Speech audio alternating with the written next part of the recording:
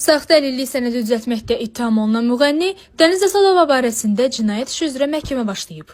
Yeni media az xəbər verir ki, Bakı Ağır Cinayətlər Məhkəməsində hakim Vüqar Seyidovun sədrliyi ilə keçirilən prosesdə anket məlumatları dəqiqləşdirilib. Cinayət işi məhkəmə baxışına verilib və iclas yanvarın 22-sinə təyin edilib. Dəniz Əsadova barəsində ev dustaqlığı qəti imkan tədbiri seçilib. Qeyd edək ki, müğənni vətəndaşlardan pul alaraq saxta əlillik sənədləri düzəltməkdə ittiham olunur. İttihama görə o, Sabunçu rayonu 21 saylı Birləşmiş Şəhər Xəstəxanasının keçmiş baş həkimi və hazırda cinayət işi məhkəmə araşdırmasında olan Rauf İsfəndiyarovla əlbir olaraq 136 nəfərin saxta əlillik almasına köməklik edib. O, ümumilikdə dövlətə 1,6 milyon manat ziyan vurub. Dəniz Əsadova daha öncə Binəqədi rayon məhkəməsinin qərarı ilə xüsusi ittiham qaydasından 7 ay azadlıqdan məhrum edilib. Ötən ay Prezident İlham Əliyevin təşəbbüsü ilə qəbul edilən amnistiya aktı çərçivəsində Ədliyyə Nazirliyinin penitensiar xidmətinin 4 saylı cəza çəkmə müəssisəsindən azadlığa buraxılıb.